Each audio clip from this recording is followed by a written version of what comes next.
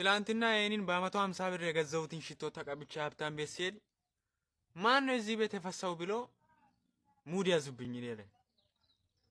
አይ የመናጢ መከራ የኛ መከራ።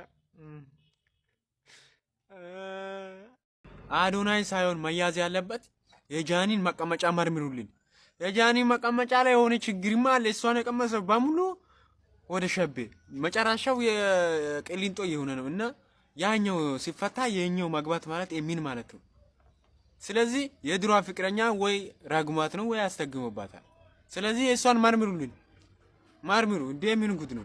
ሀብታም ሲደውል ወይ ዳ ሲደውል አቤት ሰው የምትሉ ሰዎችን ፈጣሪ ይድፋችሁ፣ በእውነት ፈጣሪ ይድፋችሁ። አንድ ቀን መደፋታችሁ አይቀርም።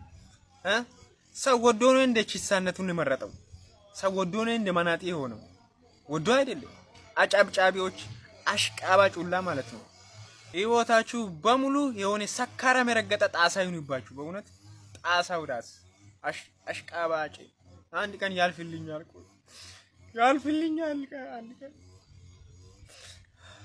እሺ ሴት ልጅ ስታረግዝ ጓደኞቿ መጥተው ሆዷን እየደባበሱ እንኳን ደስ አለሽ ይሏታል። የወንዱን ግን ማንም ይዞ ጥሩ ስራ ሰርታል ጎብዛል የሚል የለም። ለምን? የወንዱስ ማን ነው ተሳታፊ? የወንዱስ እኛስ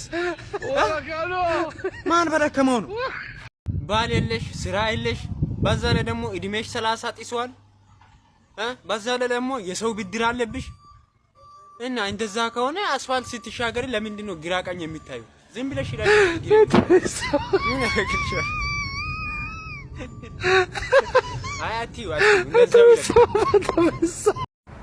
ሰው ሀገር ላይ እስከ መቼ ትኖራለህ? ወደ ሀገር ግባ የሚለኝ መንፈስ አለ። የሆነ መንፈስ አለ ደግሞ ምን ልታደርግ ነው የምትገባው? እዛም ያሉት መውጫት ነው እንጂ መውጣት ይፈልጋሉ ይለኛል። የመንፈሱ ብዛት። የሆነ መንፈስ አለ ደግሞ ልግባ ብትልስ በምን ነው የምትገባው? ምን አለ ይለኛል። ይሄኛው መንፈስ ሰማሁት። ይሄኛው መንፈስ ትክክል ነው። እስከ መቼ ነው ግን ሰው ሀገር ላይ ቁጭ ብዬ የመንፈስ መፈንጫ መሆነው?